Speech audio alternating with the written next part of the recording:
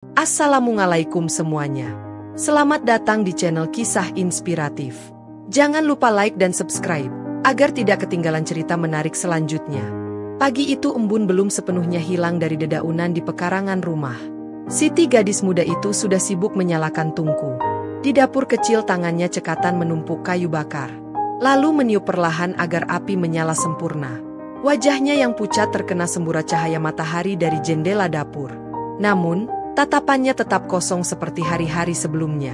Hidupnya tidak akan pernah berubah sejak ayahnya meninggal 5 tahun lalu. Ia hidup di bawah kekuasaan ibu tirinya Nyai Taromi. Wanita itu lebih sering melampiaskan kemarahannya pada Siti.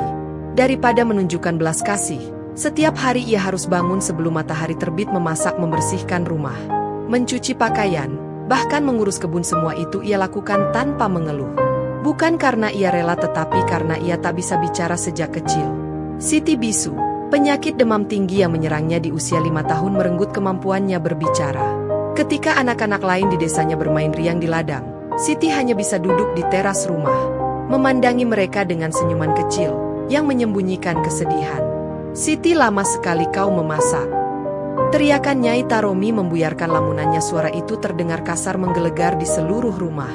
Siti terburu-buru mengambil periuk dan mengisi air dari tempayan di sudut dapur. Tangannya gemetar saat ia menyalakan api lebih besar.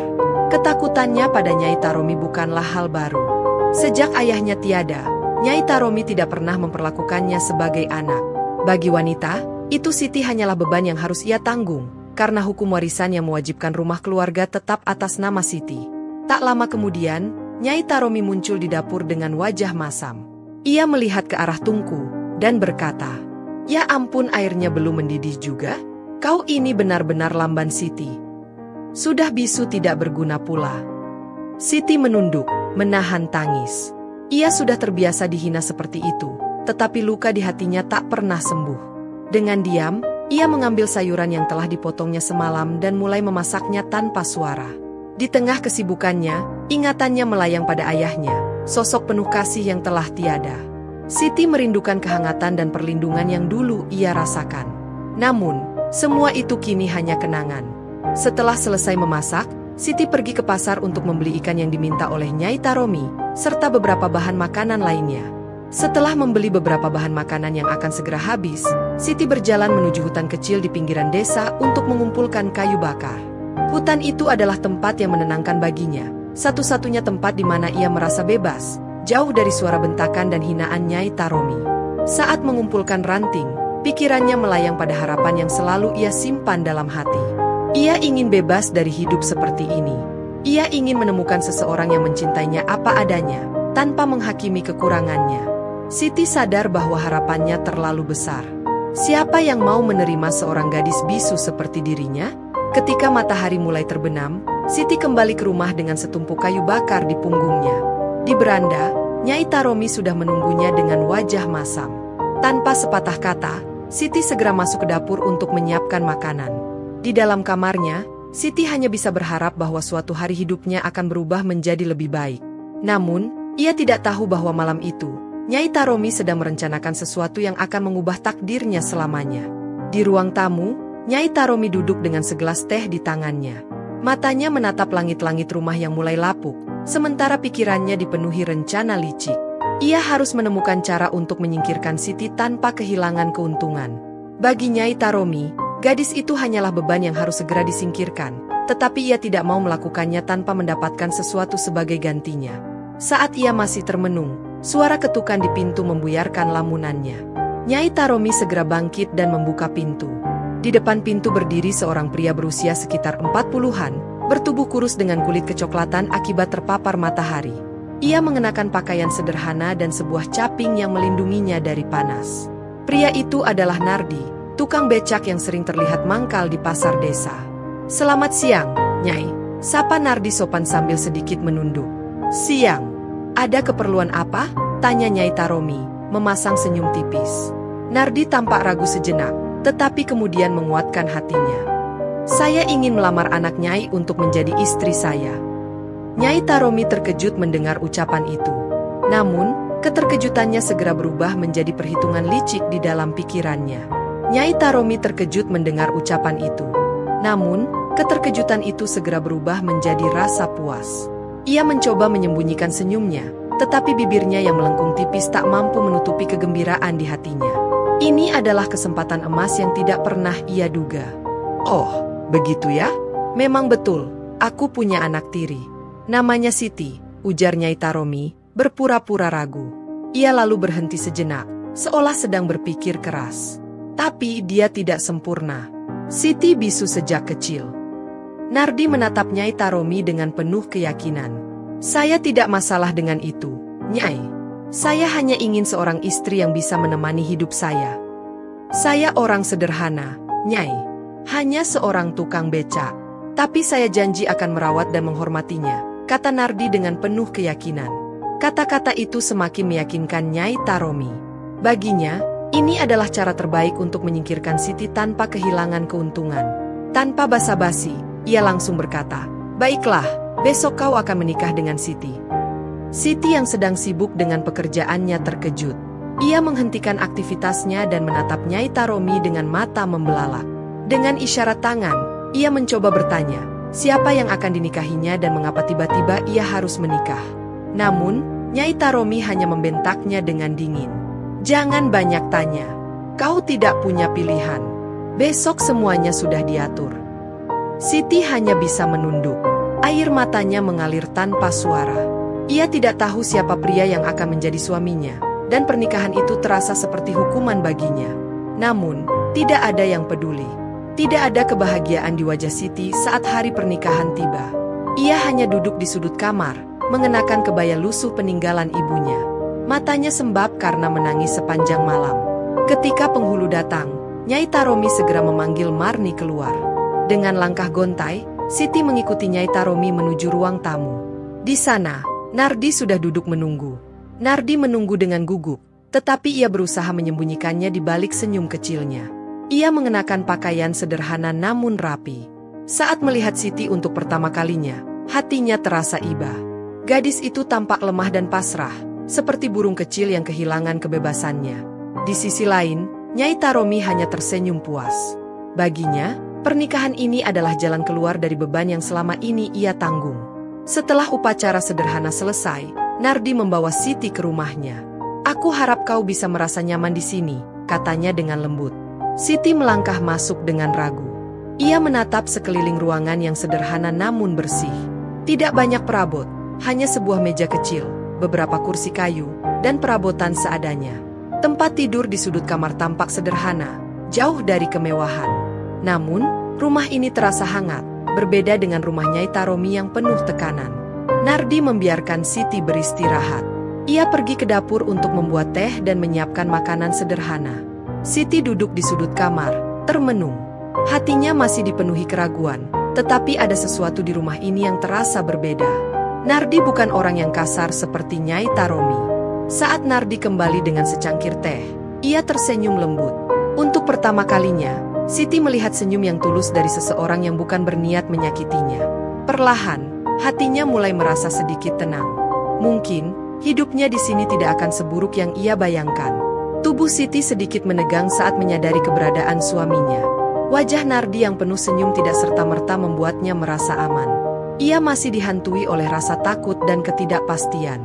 Nardi memahami kegelisahan Siti. Ia tidak memaksanya berbicara atau beradaptasi dengan cepat. Setiap kali masuk ke kamar, ia selalu mengetuk pintu terlebih dahulu dan berkata dengan lembut, "Siti, aku hanya ingin memberitahumu bahwa makan malam sudah siap. Kalau kau lapar, aku akan menunggumu di meja." Namun, Siti hanya menunduk tanpa menjawab. Nardi tidak memaksa. Ia tahu bahwa Siti butuh waktu.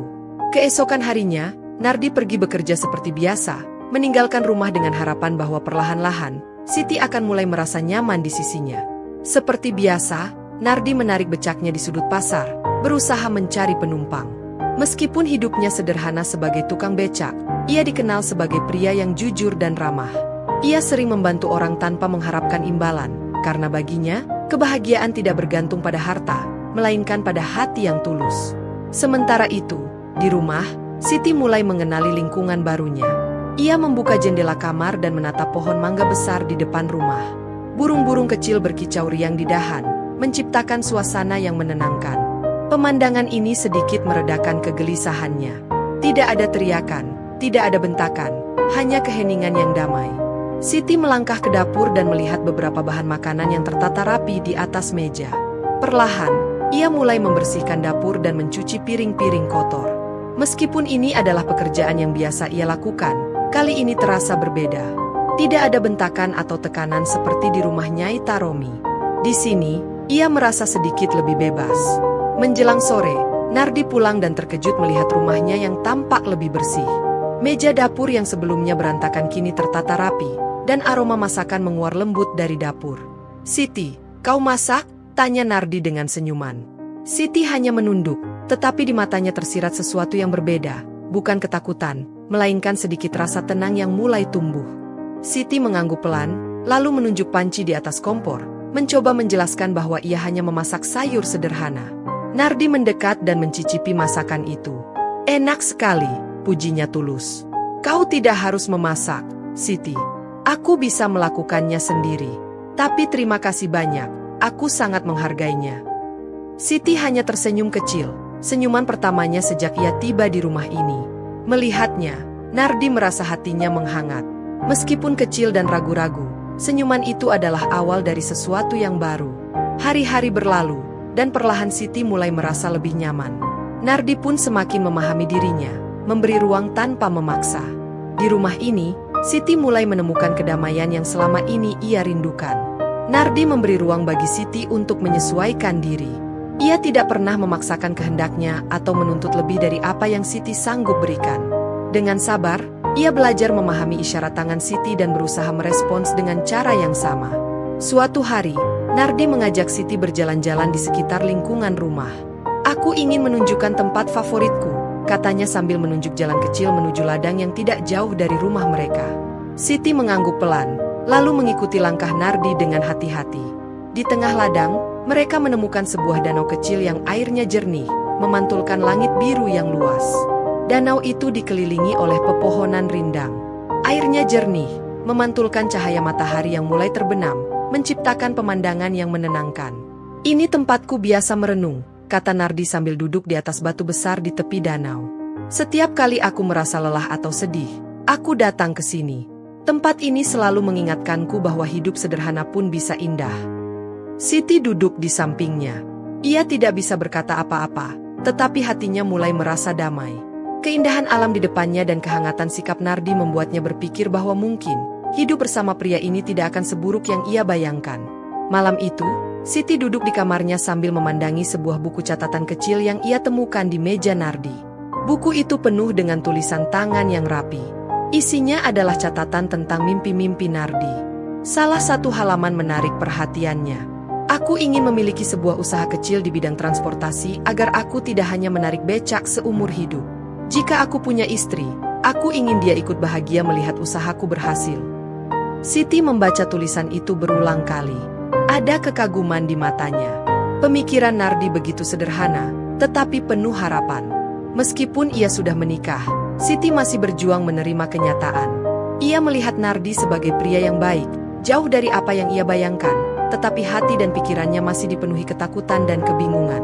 Seringkali, di malam hari, Siti menangis diam-diam, merindukan ayahnya dan bertanya-tanya mengapa hidupnya harus sesulit ini.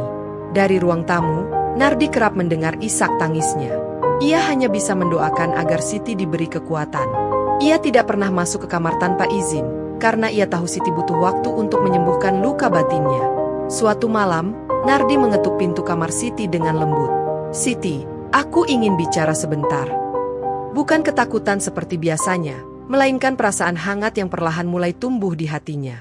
Untuk pertama kalinya, ia merasa ada seseorang yang benar-benar peduli padanya. Keesokan paginya, Siti bangun lebih awal dari biasanya. Sejak pindah ke rumah Nardi, baru kali ini ia merasakan ketenangan. Udara pagi yang sejuk menyelinap masuk melalui jendela kamar yang terbuka. Dari luar, terdengar suara burung berkicau dan gemerisik daun mangga yang tertiup angin. Siti mengusap wajahnya perlahan, mencoba memahami perasaan aneh yang ia rasakan. Dengan langkah ragu, ia keluar dari kamar dan melihat Nardi sedang duduk di teras, menikmati secangkir teh. Sibuk memperbaiki sandal jepitnya yang sudah mulai usang. Wajahnya tampak serius, tetapi begitu menyadari kehadiran Siti, ia langsung tersenyum. "Pagi, Siti," sapanya lembut. "Apa kau tidur nyenyak?" Siti mengangguk pelan, lalu memberikan senyuman kecil, sesuatu yang jarang ia tunjukkan. Nardi merasa senang melihat perkembangan ini, meskipun kecil. Ia tahu bahwa proses penyembuhan luka hati Siti akan membutuhkan waktu, tetapi ia yakin mereka bisa melewatinya bersama. "Aku sudah menyiapkan sarapan," kata Nardi sambil menunjuk meja makan kecil di sudut ruangan. Di atas meja terdapat sepiring nasi dengan telur dadar dan segelas teh hangat. Siti duduk di depan makanan itu dengan perasaan campur aduk. Ia tidak terbiasa dilayani seperti ini. Di rumah Taromi, ia selalu menjadi orang yang memasak dan mengurus segalanya. Kini, ada seseorang yang memperhatikannya, bahkan memikirkan hal-hal kecil seperti sarapan. Dengan ragu, Siti mengambil sendok dan mulai makan perlahan. Meski sederhana, makanan itu terasa jauh lebih nikmat karena disajikan dengan tulus. Sementara itu, Nardi bersiap pergi ke pasar untuk membeli kebutuhan rumah tangga. Untuk pertama kalinya sejak menikah, mereka pergi bersama. Saat berjalan di sepanjang jalan desa, banyak tetangga yang menyapa Nardi dengan ramah. Ini istrinya ya?" tanya seorang ibu yang sedang menyapu halaman. Nardi mengangguk sambil tersenyum. "Iya, Bu. Ini Siti, istriku." Ibu itu tersenyum hangat ke arah Siti. "Cantik ya? Kau beruntung, Nardi." Siti merasa canggung, tetapi ia tetap membalas dengan senyuman kecil. Sepanjang perjalanan, ia mulai merasa sedikit lebih nyaman karena Nardi selalu berjalan di sampingnya, memastikan ia baik-baik saja. Nardi memastikan Siti tidak merasa ditinggalkan. Saat mereka sampai di pasar, ia mempersilakan Siti memilih barang-barang yang mereka butuhkan, sementara ia membawa keranjang belanjaan. Meskipun mereka tidak banyak berbicara, ada rasa kebersamaan yang perlahan mulai tumbuh di antara mereka. Setelah kembali dari pasar, Siti mulai memasak makan siang. Ia merasa senang bisa melakukan sesuatu untuk Nardi sebagai balasan atas kebaikan pria itu selama ini. Sementara Nardi duduk di ruang tamu, aroma masakan mulai tercium dari dapur. Ia tersenyum puas, merasa rumah ini kini lebih hidup. Kini, rumah kecil mereka terasa lebih hidup. Saat makan siang siap, Nardi duduk di meja makan dan mencicipi masakan Siti. "Wah, ini enak sekali," katanya dengan kagum. Siti tersenyum kecil mendengar pujian itu. Hari demi hari, ia semakin terbiasa dengan kehidupan barunya. Setiap pagi, ia mulai membersihkan rumah, memasak, dan merapikan kebun kecil di depan rumah. Di sisi lain, Nardi selalu memastikan bahwa Siti tidak merasa terbebani. Ia sering membantunya menyapu halaman atau mencuci piring setelah makan malam. Sore itu, Nardi pulang lebih awal dari biasanya. Ia membawa sekeranjang mangga yang baru dipetik dari pohon di depan rumah.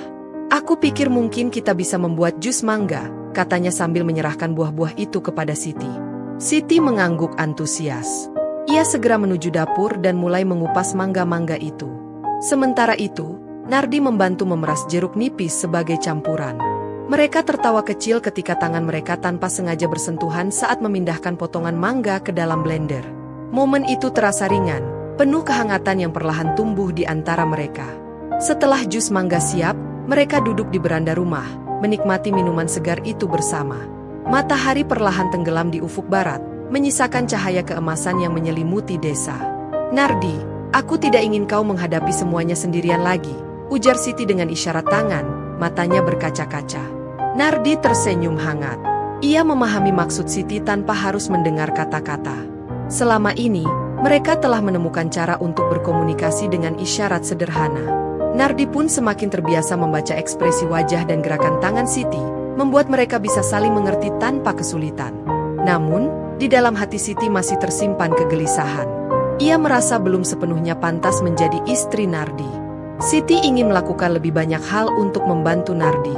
Suatu malam, ketika mereka sedang duduk di ruang tamu, Siti menunjuk buku catatan yang sering digunakan oleh Nardi. Dengan gerakan tangan, ia memberi isyarat bertanya tentang isi buku tersebut. "Oh, ini." Nardi tersenyum sambil mengangkat buku itu. Ia membuka beberapa halaman dan menunjukkan isinya kepada Siti. "Ini adalah buku catatan mimpiku. Aku menulis semua hal yang aku inginkan di dalamnya." Siti membaca tulisan-tulisan itu dengan penuh perhatian. Di antara catatan itu, ada satu kalimat yang membuat hatinya bergetar. "Aku ingin memiliki usaha kecil sendiri agar bisa memberi kehidupan yang lebih baik untuk keluargaku." Siti menatap Nardi, matanya berbinar. Untuk pertama kalinya, ia merasa bahwa ada seseorang yang benar-benar peduli padanya, yang mengajaknya berjalan bersama di jalan kehidupan ini. Perjalanan mereka masih panjang, tetapi Nardi yakin bahwa mereka bisa melewati semuanya bersama. Pagi itu, Nardi bangun lebih awal dari biasanya. Setelah mencuci muka dan membuat secangkir kopi, ia duduk di beranda rumah, merenung tentang sesuatu yang sudah lama mengganggunya. Meskipun Siti terlihat mulai nyaman dengannya, ada sesuatu yang tetap menghambat kebebasannya. Nardi ingin Siti memiliki kesempatan untuk hidup lebih bebas, untuk bisa berbicara dan mengekspresikan dirinya tanpa batas. Hari sebelumnya, salah satu penumpangnya bercerita tentang seorang dokter ahli di kota yang terkenal mampu menyembuhkan berbagai masalah bicara. Nama dokter itu terus melekat di pikiran Nardi. Ia tahu perjalanan ke kota akan membutuhkan biaya yang besar, tetapi ia siap melakukan apa saja demi Siti. Setelah menyiapkan sarapan, Nardi membuka pembicaraan. "Siti," katanya sambil meletakkan secangkir teh hangat di depan istrinya, "aku dengar ada dokter di kota yang mungkin bisa membantumu. Aku ingin kita mencoba ke sana. Tidak ada salahnya, kan?" Siti terkejut mendengar usulan itu. Ia menatap Nardi dengan ragu, lalu menggeleng pelan. Dalam pikirannya, ia tidak ingin merepotkan suaminya lebih jauh. Baginya, hidup seperti sekarang sudah cukup. Siti takut berharap terlalu tinggi hanya untuk berakhir dengan kekecewaan. Namun, Nardi tidak menyerah. "Siti, aku tahu ini sulit," kata Nardi lembut. "Tapi aku ingin kau tahu, aku melakukan ini bukan karena kau kurang berharga seperti sekarang. Aku ingin kau bisa menjalani hidup yang lebih baik, lebih bebas. Tolong, izinkan aku mencoba." Siti menatap Nardi dengan mata berkaca-kaca. Ia tahu bahwa niat suaminya tulus. Akhirnya, dengan sedikit ragu, ia mengangguk setuju. Keesokan harinya, Nardi meminjam motor dari temannya untuk membawa Siti ke kota. Perjalanan itu panjang dan melelahkan. Sepanjang jalan, Nardi berusaha memastikan Siti merasa nyaman dengan berhenti beberapa kali untuk beristirahat. Akhirnya, mereka tiba di klinik dokter yang dimaksud. Klinik itu sederhana, tetapi bersih. Seorang perawat menyambut mereka dan meminta mereka menunggu di ruang tunggu. Siti menggenggam lengan Nardi dengan erat. Ia tidak tahu apa yang akan terjadi dan ketakutan mulai menyelimutinya. "Jangan khawatir, aku ada di sini," bisik Nardi menenangkan. Tak lama kemudian, nama Siti dipanggil. Mereka masuk ruang periksa, di mana seorang dokter parubaya dengan kacamata tebal dan senyuman ramah menyambut mereka. Setelah mendengarkan penjelasan Nardi tentang kondisi Siti, dokter mulai melakukan serangkaian pemeriksaan. "Kau pernah kehilangan suara karena sakit demam, ya?" tanya dokter sambil memeriksa tenggorokan Siti dengan alat khusus. Siti mengangguk pelan. Matanya penuh kekhawatiran. "Baik," kata dokter setelah selesai memeriksa. "Kondisi ini dikenal sebagai mutisme selektif akibat trauma fisik. Kabar baiknya, ini tidak permanen. Dengan terapi intensif dan pengobatan tertentu, ada kemungkinan bisa kembali berbicara." Nardi merasa lega mendengar kabar itu. Ia langsung bertanya, "Apa yang harus kami lakukan, Dok? Berapa lama prosesnya?" Dokter menjelaskan bahwa Siti memerlukan terapi rutin selama beberapa bulan. Selain itu, ia juga harus mengonsumsi obat untuk membantu memperbaiki fungsi saraf yang terkait dengan kemampuan bicaranya. Meskipun prosesnya tidak instan, peluang kesembuhannya cukup besar.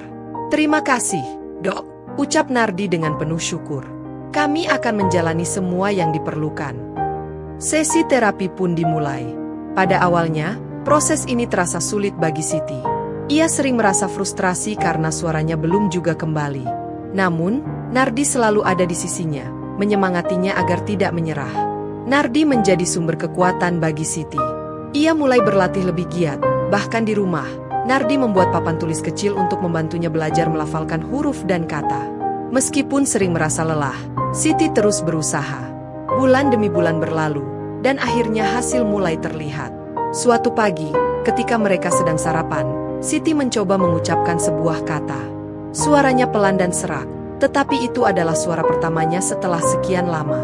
Nardi terkejut sekaligus bahagia. "Siti, kau berhasil," serunya dengan penuh kebanggaan. Siti menatapnya dengan mata berkaca-kaca, tidak percaya bahwa ia benar-benar bisa bersuara lagi. Air mata haru mengalir di pipinya. Sejak saat itu, perkembangan Siti semakin pesat. Ia mulai bisa mengucapkan lebih banyak kata, dan perlahan-lahan kehidupannya berubah. Siti mulai bisa mengucapkan kalimat-kalimat sederhana, meskipun suaranya masih pelan. Setiap kata yang berhasil ia ucapkan menjadi sumber kebahagiaan bagi Nardi. Pada akhir bulan terapi, dokter menyatakan bahwa Siti sudah sembuh sepenuhnya. Ia bisa berbicara dengan lancar, meskipun masih perlu melatih intonasinya. Saat itu, Siti tidak bisa menahan rasa harunya. Ia memeluk Nardi erat dan dengan suara penuh emosi, ia mengucapkan kata-kata yang sudah lama ia simpan di hatinya. Terima kasih, Nardi. Kau telah memberikan hidup baru untukku. Nardi membalas pelukannya dengan mata berkaca-kaca. Mereka berdua tahu bahwa perjalanan mereka tidaklah mudah, tetapi kini mereka bisa melangkah bersama menuju kehidupan yang lebih baik. Air mata mengalir di sudut mata Nardi. Tidak perlu berterima kasih, Siti. Aku hanya ingin kau bahagia, ucapnya dengan suara lembut. Rumah yang dulu terasa sepi kini dipenuhi suara lembutnya.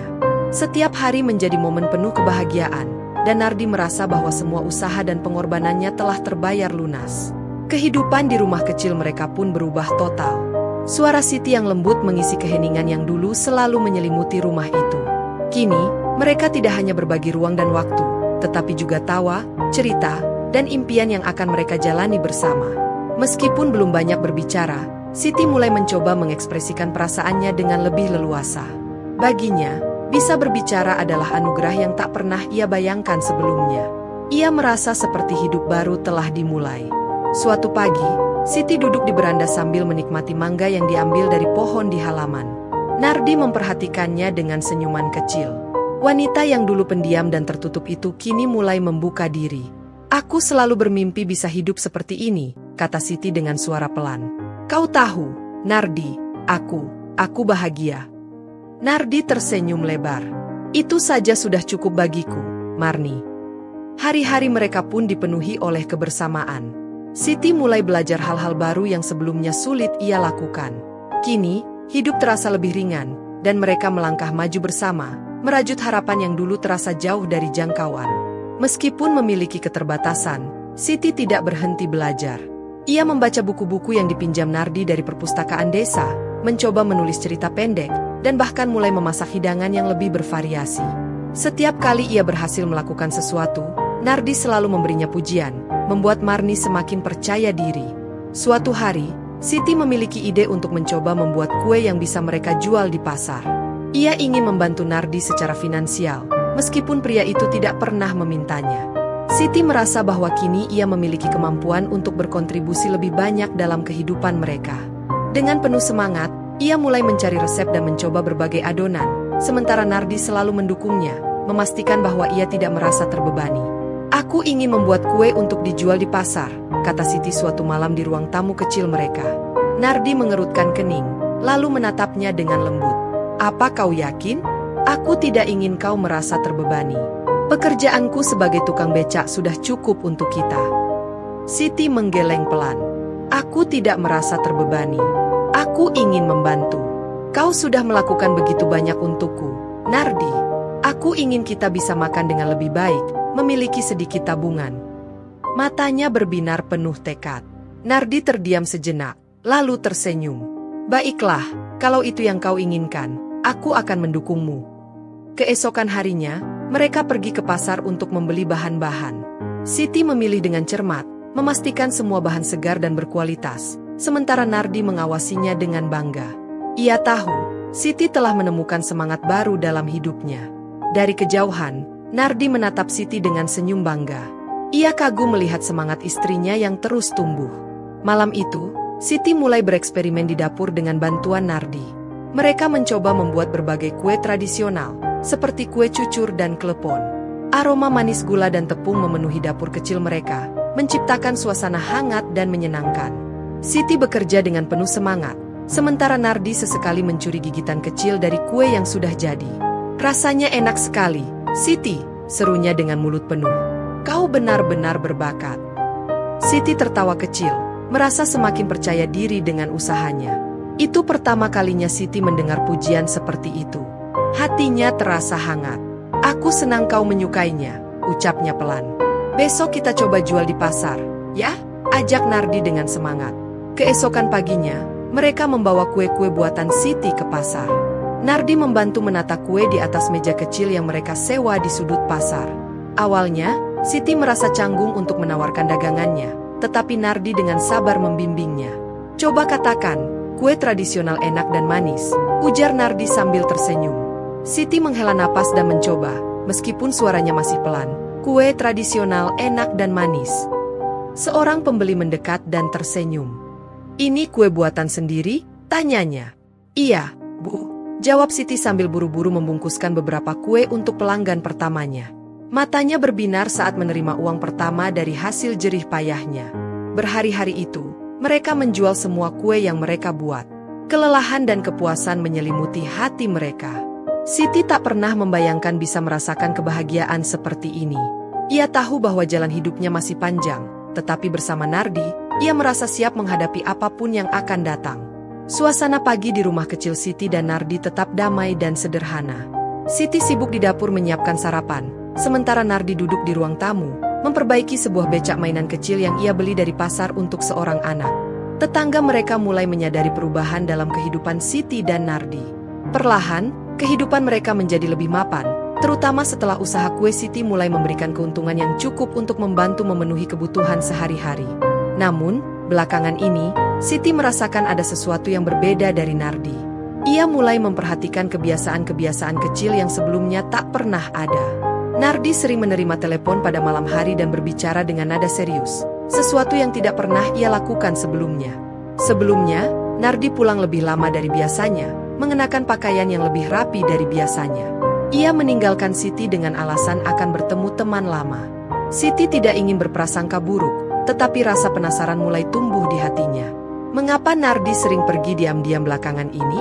Siapa sebenarnya yang ia temui? Namun, setiap kali Siti bertanya, Nardi hanya tersenyum dan berkata, "Nanti kau akan tahu, Siti. Aku berjanji akan menjelaskan segalanya pada waktunya."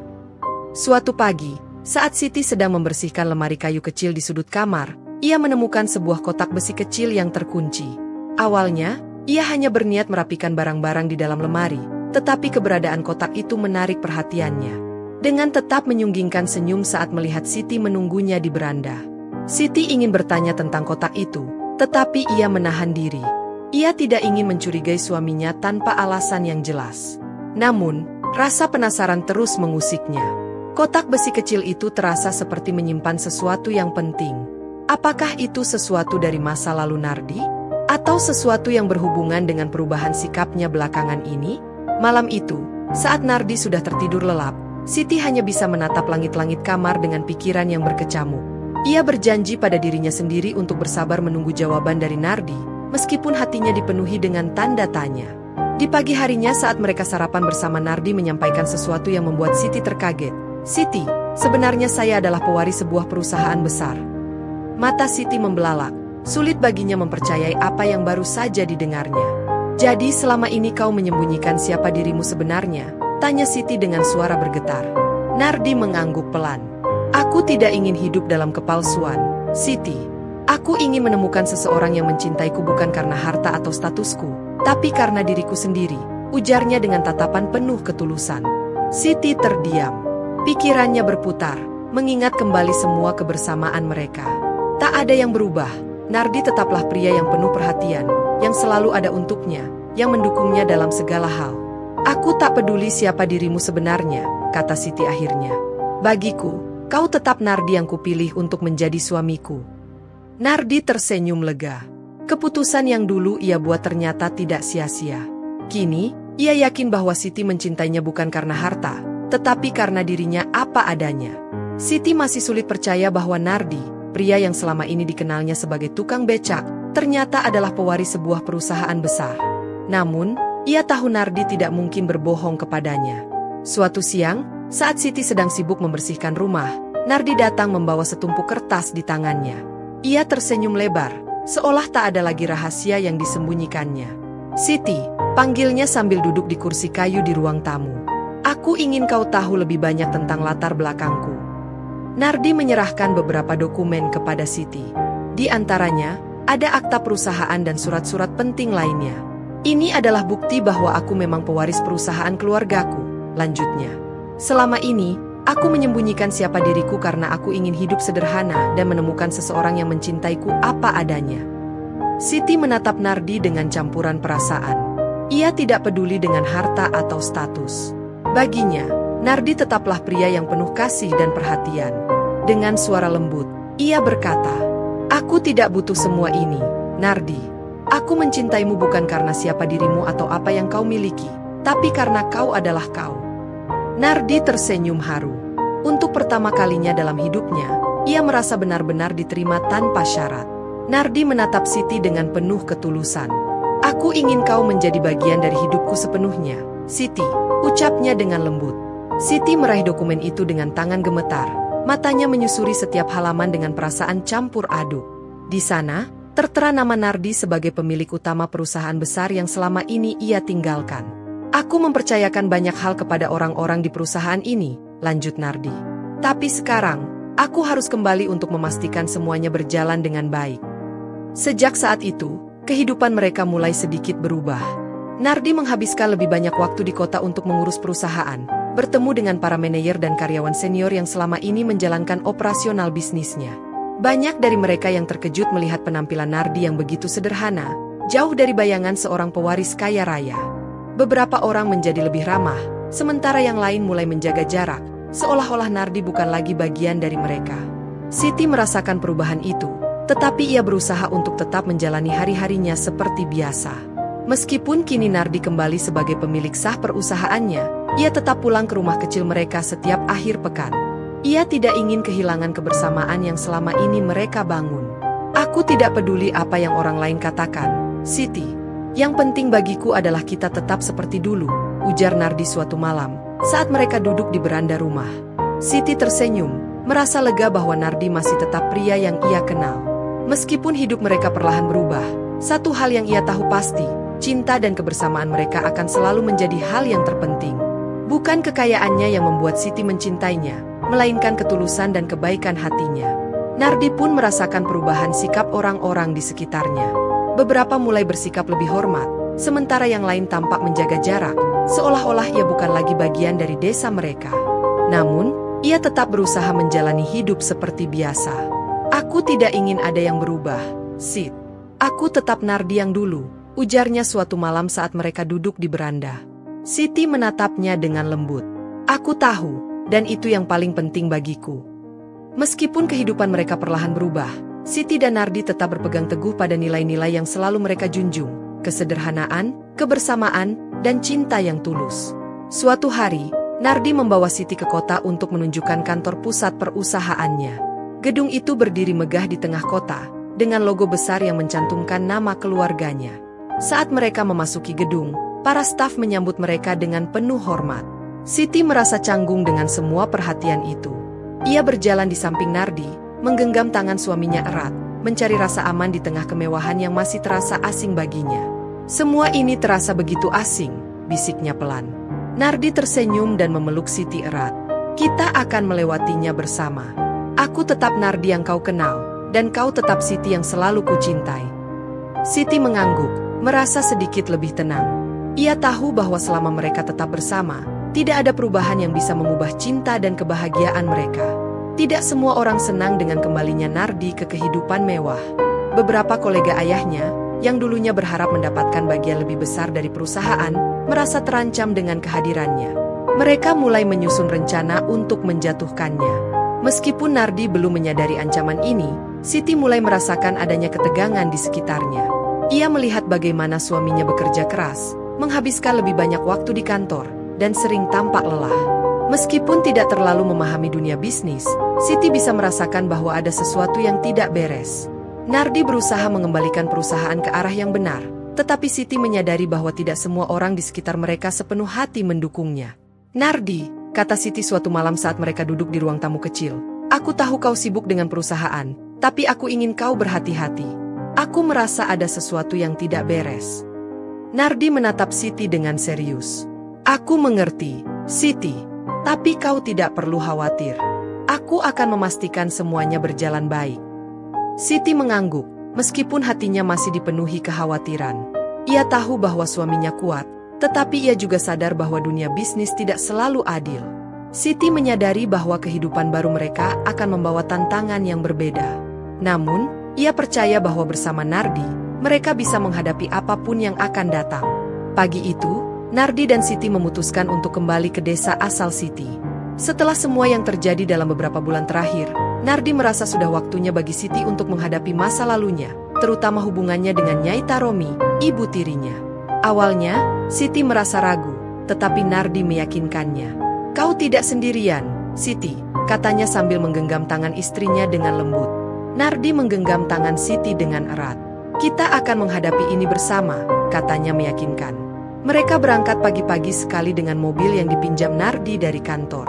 Perjalanan cukup jauh, tetapi sepanjang jalan, Nardi berusaha membuat Siti merasa nyaman. Ia menceritakan lelucon ringan dan berbicara tentang rencana mereka ke depan. Siti hanya tersenyum tipis, tetapi pikirannya dipenuhi bayangan tentang Nyai Taromi, wanita yang telah memberinya begitu banyak luka di masa lalu. Saat mereka tiba di desa, rumah Nyai Taromi masih terlihat persis seperti yang Siti ingat. Bangunan tua itu berdiri dengan dinding yang mulai retak dan cat yang mengelupas, seakan menyimpan kenangan yang tak berubah seiring waktu. Rumah itu tampak semakin lusuh, dengan dinding yang mulai retak dan cat yang mengelupas. Namun, suasana di sekitarnya tetap sama, sunyi dan penuh kenangan pahit. Nyai Taromi sedang duduk di beranda ketika mobil berhenti di depan rumah. Ia memicingkan mata, mencoba mengenali siapa yang datang. Saat Siti keluar dari mobil, wajah Nyai Taromi langsung berubah. Ada keterkejutan yang jelas di matanya, diikuti oleh ekspresi tak percaya. "Siti?" suaranya bergetar. Siti diam, menatap wanita itu dengan perasaan campur aduk. Tangannya tanpa sadar menggenggam erat tangan Nardi di sampingnya, mencari kekuatan.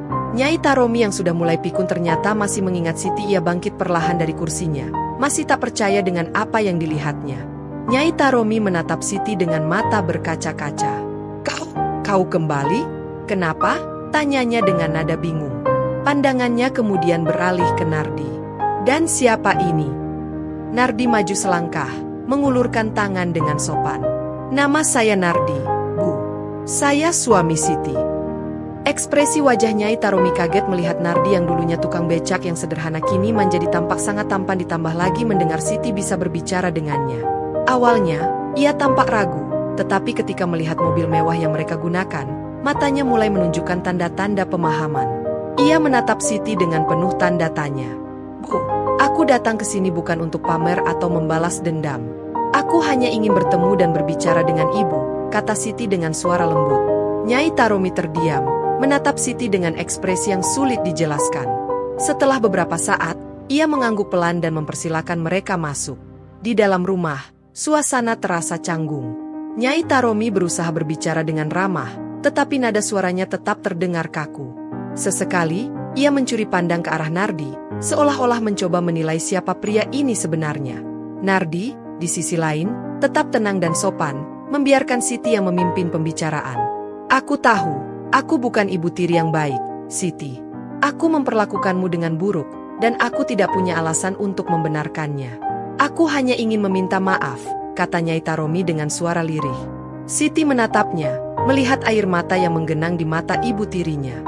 Itu pertama kalinya ia mendengar permintaan maaf dari wanita yang selama ini memberinya begitu banyak luka. "Aku sudah memaafkan, Bu," jawab Siti dengan lembut. "Kita tidak bisa mengubah masa lalu, tapi kita bisa memperbaiki masa depan." Nyai Taromi terisak, seolah-olah kata-kata itu adalah beban yang akhirnya terlepas dari hatinya. Mereka pun berbincang panjang lebar. Siti menceritakan semua yang telah terjadi pada hidupnya dan Nyai Taromi di satu sisi merasa malu, di sisi lain merasa senang dengan semua yang Siti dapatkan dari kehidupannya karena semenjak Siti meninggalkan rumah ia mulai merenung dan sadar jika ia bersalah terhadap Siti. Ketika mereka meninggalkan rumah Nyai Taromi, Siti merasa lebih ringan. Beban yang selama ini ia pikul perlahan mulai menghilang. Ia menggenggam tangan Nardi erat, bersyukur karena memiliki seseorang yang selalu mendukungnya. Perjalanan mereka belum berakhir, tapi Siti tahu, bersama Nardi, ia siap menghadapi apapun yang akan datang. Beban yang selama ini ada di hatinya, akhirnya terasa lebih ringan. Seperti luka lama yang akhirnya sembuh, Siti merasa damai. Sepanjang perjalanan pulang, Nardi menggenggam tangannya erat, memberikan dukungan tanpa kata-kata. "Kau hebat, Siti," ujar Nardi ketika mereka hampir sampai di rumah. "Aku tahu ini tidak mudah untukmu." Siti tersenyum kecil, menatap suaminya dengan penuh rasa syukur. Tapi sekarang aku merasa lebih baik, katanya pelan. Apapun yang kita hadapi ke depan, akan terasa lebih ringan jika kita hadapi bersama, tambah Nardi dengan penuh keyakinan. Beberapa minggu setelah pertemuan itu, hubungan Siti dan Nyai Taromi perlahan mulai membaik. Nardi pun mulai merencanakan masa depan mereka dengan lebih matang. Kini, mereka tak hanya memiliki usaha kue yang terus berkembang, tetapi juga hubungan keluarga yang semakin erat. Siti menyadari bahwa kebahagiaan sejati bukanlah tentang seberapa banyak yang dimiliki, tetapi tentang dengan siapa ia berbagi kehidupannya.